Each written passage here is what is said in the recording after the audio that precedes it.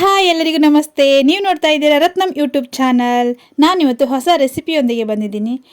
ಸಾಮಾನ್ಯವಾಗಿ ಎಲ್ಲರಿಗೂ ಇದು ಗೊತ್ತಿರುತ್ತೆ, ನುಗ್ಗೆ ಸೊಪ್ಪು ನೋಡ್ತಾ ಇರ್ಬೋದು ನೀವು ಇಲ್ಲಿ ಫ್ರೆಶ್ ಆಗಿದೆ. ನಾನು ಇಲ್ಲಿ ತುಂಬ ಸಿಂಪಲ್ಲಾಗಿ ನುಗ್ಗೆ ಸೊಪ್ಪಿನ ಪಲ್ಯನ ತೋರಿಸ್ತಾ ಇದ್ದೀನಿ ಇವತ್ತು. ನನ್ನ ಹಸ್ಬೆಂಡು ಇವತ್ತು ನುಗ್ಗೆಕಾಯಿ ಸೊಪ್ಪಿನ ತೊಗೊಬಂದಿದ್ರು.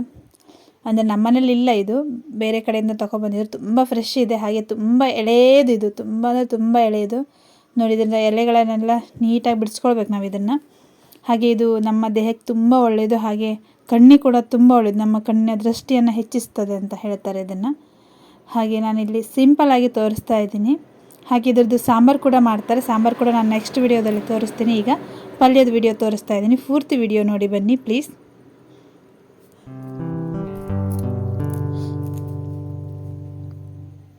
ಹಾಗೆ ನಾನಿಲ್ಲಿ ಪಲ್ಯ ಮಾಡಲಿಕ್ಕೆ ಏನೇನು ತೊಗೊಂಡಿದ್ದೀನಿ ತೋರಿಸ್ತಾ ಇದ್ದೀನಿ. ಜಜ್ಜಿಟ್ಕೊಂಡಿರುವಂಥ ಬೆಳ್ಳುಳ್ಳಿ ಮತ್ತು ಶುಂಠಿ ಸ್ವಲ್ಪ, ಹಾಗೆ 5-6 ಹಸಿಮೆಣಸನ್ನು ಹೆಚ್ಚಿಟ್ಕೊಂಡಿದ್ದೀನಿ. ಹಾಗೆ 2 ಈರುಳ್ಳಿ, ದೊಡ್ಡ ಸೈಜಿನ ಈರುಳ್ಳಿಯನ್ನು ಹೆಚ್ಚಿಟ್ಕೊಂಡಿದ್ದೀನಿ, ಚಿಕ್ಕದಾಗಿ ಹೆಚ್ಚಿಟ್ಕೊಂಡಿದ್ದೀನಿ, ನೀವು ನೋಡ್ತಾ ಇರ್ಬೋದು ಇಲ್ಲಿ. ಹಾಗೆ ಅದ್ರ ಜೊತೆಗೆ ಕೊಬ್ಬರಿ ತುರಿ, ಅಂದರೆ ಹಸಿ ಕೊಬ್ಬರಿ ತುರಿಯನ್ನು ಇಟ್ಕೊಂಡಿದ್ದೀನಿ ನಾನಿಲ್ಲಿ. 1 ಹೋಳಿನಷ್ಟು ಇಟ್ಕೊಂಡಿದ್ದೀನಿ ನಾನಿಲ್ಲಿ. ಹಾಗೆ ಪಾತ್ರೆ ಇಟ್ಕೊಂಡು ನಾನಿಲ್ಲಿ ಎಣ್ಣೆ, ಅಂದರೆ 5-6 ಟೇಬಲ್ ಸ್ಪೂನಷ್ಟು ಎಣ್ಣೆ ಹಾಕ್ಕೊಂಡಿದ್ದೀನಿ. ಎಣ್ಣೆ ಕಾಯ್ತಾ ಇದೆ. ಅದಕ್ಕೀಗ ಸ್ವಲ್ಪ ಸಾಸಿವೆ ಹಾಕ್ಕೊಳ್ತಾ ಇದ್ದೀನಿ, ನೋಡ್ತಾ ಇರ್ಬೋದು ನೀವಿಲ್ಲಿ. ಹಾಗೆ ಸ್ವಲ್ಪ ಹಳದಿ, ಹಾಗೆ ಜಜ್ಜಿಟ್ಕೊಂಡಿರುವಂಥ ಶುಂಠಿ ಬೆಳ್ಳುಳ್ಳಿ ಪೇಸ್ಟ್ ಅಂದರೆ ಜಜ್ಜಿಟ್ಕೊಂಡಿರುವಂಥ ಶುಂಠಿ ಬೆಳ್ಳುಳ್ಳಿ ಹಾಕ್ತಾ ಇದ್ದೀನಿ. ಹಾಗೆ ಹಸಿಮೆಣಸಿನಕಾಯಿ, ತುಂಬ ಚೆನ್ನಾಗಾಗುತ್ತೆ ಪಲ್ಯ, ಮಾತ್ರ ಸಖತ್ತಾಗಿರುತ್ತೆ ಇದು, ತುಂಬ ಸಿಂಪಲ್ಲು. ಹಾಗೆ ಹೆಚ್ಚಿಟ್ಕೊಂಡಿರುವಂಥ ಈರುಳ್ಳಿಯನ್ನು ಹಾಕ್ಕೊಳ್ತಾ ಇದ್ದೀನಿ ನಾನಿಲ್ಲಿ. ಮತ್ತು ಅದು ಏನಾದ ಸೊಪ್ಪನ್ನು ಬಿಡಿಸ್ಲಿಕ್ಕೆ ಮಾತ್ರ ಸ್ವಲ್ಪ ಟೈಮ್ ಹಿಡಿಯುತ್ತೆ, ಬಿಟ್ಟರೆ ಇದು ಫ್ರೈ ಮಾಡಲಿಕ್ಕೆ ಅಥವಾ ಇದನ್ನು ಬೇಯಿಸ್ಲಿಕ್ಕೆಲ್ಲ ತುಂಬ ಟೈಮ್ ಹಿಡಿಯಲ್ಲ. ಯಾರಾದರೂ ಬಿಡಿಸ್ಕೊಟ್ರೆ ಎಲ್ಲ ತುಂಬ ಚೆನ್ನಾಗಾಗತ್ತೆ. ಫ್ರೆಶ್ ಇರೋ ತಂದ್ಕೊಂಡ್ರಂತೂ ಮಸ್ತ್ ಆಗುತ್ತೆ. ಹಾಗೆ ನಾನಿಲ್ಲಿ ಈರುಳ್ಳಿಯನ್ನು ಫ್ರೈ ಮಾಡ್ಕೊತಾ ಇದ್ದೀನಿ. ಹಾಗೆ ಈರುಳ್ಳಿ ಫ್ರೈ ಮಾಡುವಾಗ ನಾನಿಲ್ಲಿ ಸ್ವಲ್ಪ ಉಪ್ಪನ್ನು ಹಾಕ್ತಾ ಇದ್ದೀನಿ. ಇಲ್ಲಿ ಉಪ್ಪನ್ನು ಹಾಕ್ಕೊಂಡ್ರೆ ಬೇಗ ಫ್ರೈ ಆಗತ್ತೆ ಹೇಳಿ, ಮತ್ತು ಈರುಳ್ಳಿಯೂ ಕೂಡ ಚೆನ್ನಾಗಿ ಉಪ್ಪೆಲ್ಲ ಹಿಡ್ಕೊಳ್ಳುತ್ತಲ್ಲ, ಹಾಗಾಗಿ. ಇಲ್ಲಿ ನೋಡಿ, ನಾನು ಎಲ್ಲ ಸೊಪ್ಪನ್ನು ಬಿಡಿಸಿಟ್ಕೊಂಡಿದ್ದೀನಿ. ಹಾಗೆ ಸಣ್ಣದಾಗಿ, ಅಂದರೆ ಎಷ್ಟು ಸಾಧ್ಯನೋ ಅಷ್ಟನ್ನು ನಾನು ಇದನ್ನು ಹೆಚ್ಕೊಂಡಿದ್ದೀನಿ. ಅಂದರೆ ಸೊಪ್ಪನ್ನು ಸ್ವಲ್ಪ ಕೈಯಲ್ಲೇ ಇಟ್ಕೊಂಡು ಸ್ವಲ್ಪ ಕಟ್ ಮಾಡಿ ಇಟ್ಕೊಂಡಿದ್ದೀನಿ. ನೋಡ್ತಾ ಇರ್ಬೋದು ನೀವು, ಕಟ್ ಮಾಡಿದ್ದೀನಿ ಅಂತ ಅನ್ನಿಸ್ತಾ ಇಲ್ಲ, ಆ ರೀತಿಯಾಗಿದೆ ಇದು. ಚೆನ್ನಾಗಿ ವಾಶ್ ಮಾಡ್ಕೊಳ್ಬೇಕಿದು. ಈಗ ತುಂಬ ಚಿಗುರು ಹೊಡೆಯುತ್ತಲ್ಲ, ಈಗ ಮಳೆಗಾಲ ಸ್ವಲ್ಪ ಕಡಿಮೆ ಆಗ್ತಾ ಇದೆಯಲ್ಲ, ಹಾಗಾಗಿ ಈಗ ಚಿಗುರು ಬರುತ್ತೆ. ಇಷ್ಟನ್ನು ಹಾಕ್ತಾಯಿದ್ದೀನಿ ನಾನಿಲ್ಲಿ, ತಂದದಷ್ಟನ್ನು ಹಾಕ್ತಾಯಿಲ್ಲ, ಸ್ವಲ್ಪ ಸಾಂಬಾರಿಗೆ ಅಂತ ಎತ್ತಿಟ್ಟಿದ್ದೀನಿ. ಹಾಗೆ ನಾನು ನೆಕ್ಸ್ಟ್ ವಿಡಿಯೋದಲ್ಲಿ ಇದರ ಸಾಂಬಾರು ತೋರಿಸ್ತೇನೆ. ಹಾಗೆ ಇಲ್ಲಿ ಈರುಳ್ಳಿ ಫ್ರೈ ಆಗಿದೆ ನೋಡಿ, ಚೆನ್ನಾಗಿ ಫ್ರೈ ಆಗಿದೆ. ಹಾಗೆ ಹೆಚ್ಚಿಟ್ಕೊಂಡಿರುವಂಥ ನುಗ್ಗೆ ಸೊಪ್ಪನ್ನು ಹಾಕ್ತಾಯಿದ್ದೀನಿ ನಾನಿಲ್ಲಿ. ನೋಡಿ, ನೀರನ್ನು ಸ್ವಲ್ಪ ಹಿಂಡಿ ಹಾಕಿದರೆ ಸಾಕಿದು. ಇದು ಕೂಡ ನೀರು ಸ್ವಲ್ಪ ಬಿಡುತ್ತೆ. ಪಲ್ಯ ಮಾತ್ರ ಸಕ್ಕತ್ತಾಗಿರುತ್ತೆ, ತಿನ್ಲಿಕ್ಕೆ ಒಂಥರ ಹೊಸ ಥರ ಟೇಸ್ಟಲ್ಲ, ಹಾಗಾಗಿ ಚೆನ್ನಾಗಿರುತ್ತೆ. ಸಾಮಾನ್ಯವಾಗಿ ಎಲ್ಲರೂ ಇದನ್ನು ಮಾಡ್ಕೊಳ್ತಾರೆ, ನಾನು ಕೂಡ ಈ ಥರ ಸಿಂಪಲಾಗಿ ನಾನು ಮಾಡ್ತೇನೆ, ಹಾಗಾಗಿ ತೋರಿಸ್ತಾ ಇದ್ದೀನಿ ವಿಡಿಯೋನ. ಬೇರೆ ಮಸಾಲೆಲ್ಲ ಹಾಕಿಬಿಟ್ರೆ ಇದರದ್ದು ನುಗ್ಗೆ ಸೊಪ್ಪಿನ ಫ್ಲೇವರ್ ನಮಗೇನೂ ಸಿಗಲ್ಲ.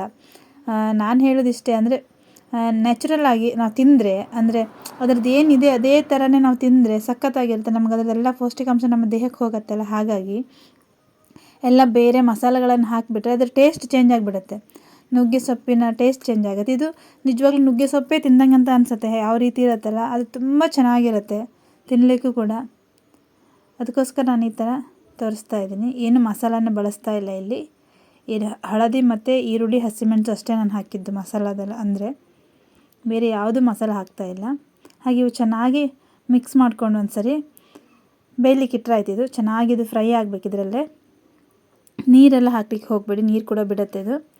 ಹಾಗೆ ನಾನಿಲ್ಲಿ ನೋಡ್ತಾ ಇರ್ಬೋದು, ನಾವಿನ್ನು ಮುಚ್ಚಿ ಫ್ರೈ ಮಾಡಲಿಕ್ಕೆ ಇಟ್ಟಿದ್ದೀನಿ. ಅಂದರೆ ಸಣ್ಣ ಉರಿಯಲ್ಲಿ ಮುಚ್ಚಿಟ್ರೆ ಬೇಗ ಫ್ರೈ ಆಗುತ್ತೆ. ನೋಡಿ, ಚೆನ್ನಾಗಿ ಆಗಿಬಿಟ್ಟಿದೆ ನೋಡಿ, ತುಂಬ ಅಂತ ಅನಿಸಿದೆ. ಈಗ ಬಾಡಿ ಸ್ವಲ್ಪ ಆಗಿಬಿಟ್ಟಿದೆ ಇದು, ನೋಡ್ತಾ ಇದ್ದೀರಲ್ಲ. ನೋಡಿ, ನೀರು ಕೂಡ ತುಂಬ ಚೆನ್ನಾಗಿ ಬಿಟ್ಕೊಂಡಿದೆ ಇದು. ಇದು ಆಲ್ಮೋಸ್ಟ್ ಆಗಿದೆ, ಅಂದರೆ 3/4% ಆಗಿದೆ ಇದಕ್ಕೆ. ಈಗ ಕಾಯಿ ತುರಿ ಮತ್ತು ಸ್ವಲ್ಪ ರುಚಿಗೆ ತಕ್ಕಷ್ಟು ಉಪ್ಪು ಹಾಕಲಿಕ್ಕೆ ಉಂಟು. ನಾನು ಉಪ್ಪನ್ನು ಸೊಪ್ಪು ಫುಲ್ ಇರುವಾಗ ಹಾಕಿಲ್ಲ, ಯಾಕೆಂದರೆ ಅದು ಅಂದಾಜು ನಮಗೆ ಗೊತ್ತಾಗಲ್ಲ. ಸ್ವಲ್ಪ ಸೊಪ್ಪು ಬಾಡಿದ ಮೇಲೆ ನಾವು ಉಪ್ಪು ಹಾಕಿದರೆ ಅವಾಗ ನಮ್ಗೆ ಉಪ್ಪಿನ ಪ್ರಮಾಣ ಗೊತ್ತಾಗತ್ತೆ ಹೇಳಿ ಅಷ್ಟೇ. ಈಗ ನಾನು ಉಪ್ಪನ್ನು ಹಾಕ್ತಾಯಿದ್ದೀನಿ. ಹಾಗೆ ಕೊಬ್ಬರಿ ತುರಿಯನ್ನು ಕೂಡ ಈಗಲೇ ಹಾಕ್ಕೊಳ್ತಾ ಇದ್ದೀನಿ ನಾನಿಲ್ಲಿ. ತುಂಬ ಚೆನ್ನಾಗಾಗತ್ತೆ, ನಿಜವಾಗ್ಲೂ ತುಂಬ ಅಂದರೆ ತುಂಬಾ ಚೆನ್ನಾಗಾಗತ್ತೆ. ಇದು ಚಪಾತಿಗೆಲ್ಲ ಸಖತ್ತಾಗಿರುತ್ತೆ ಕಾಂಬಿನೇಷನ್. ದೋಸೆಗಿಂತನೂ ಚಪಾತಿ ಚೆನ್ನಾಗಿರುತ್ತೆ, ಅನ್ನಕ್ಕೆ ಸೈಡ್ಸ್ಗಂತೂ ಸಖತ್ತಾಗಿರುತ್ತೆ ಇದು. ಚೆನ್ನಾಗಿದೆ. ನಾನು ಸರಿ ಮಿಕ್ಸ್ ಮಾಡ್ಕೊಳ್ಬೇಕು ಕೊಬ್ಬರಿ ತುರಿ ಮತ್ತು ಇದನ್ನು.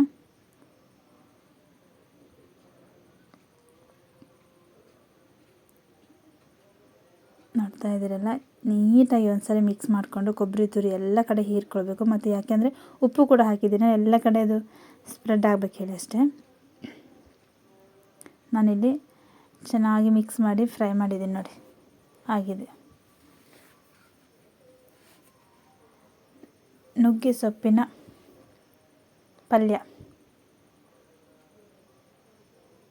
ಅನ್ಬೋದು, ಸುಕ್ಕ ಅನ್ಬೋದು, ಹೊಡಿ ಅನ್ಬೋದು, ಯಾವುದು ಕೂಡ ಅನ್ಬೋದು, ಚೆನ್ನಾಗಿದೆ.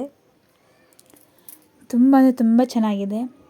ನಿಮಗೂ ಕೂಡ ಈ ರೆಸಿಪಿ ಇಷ್ಟ ಆದರೆ ದಯವಿಟ್ಟು ಲೈಕ್ ಮಾಡಿ, ಹಾಗೆ ಕಮೆಂಟ್ ಮೂಲಕ ತಿಳಿಸಿ ಹೇಗೆ ಇದೆ ಅಂತ ಹೇಳಿ ವಿಡಿಯೋ ಕೂಡ. ಹಾಗೆ ನೀವು ಕೂಡ ಒಂದ್ಸರಿ ಮನೇಲಿ ಟ್ರೈ ಮಾಡಿ ಅಂತ ಕೇಳ್ಕೊತಾ ಇದ್ದೀನಿ. ಯಾರೆಲ್ಲ ಟ್ರೈ ಮಾಡಿಲ್ವೋ ಅವರು ಕೂಡ ಟ್ರೈ ಮಾಡಿ ಅಂತ ಕೇಳ್ತಾ ಇದ್ದೀನಿ. ಕಣ್ಣಿಗಂತೂ ತುಂಬ ಒಳ್ಳೆಯದು, ಇದು ನಮ್ಮ ದೇಹಕ್ಕೂ ಕೂಡ ತುಂಬ ಅಂದರೆ ತುಂಬ ಒಳ್ಳೆಯದು. ವಿಡಿಯೋ ಆದರೆ ಮತ್ತೊಮ್ಮೆ ಕೇಳ್ತಾ ಇದ್ದೀನಿ, ಲೈಕ್ ಮಾಡಿ. ವಿಡಿಯೋ ನೋಡಿದ್ದಕ್ಕೆ ಥ್ಯಾಂಕ್ ಯು.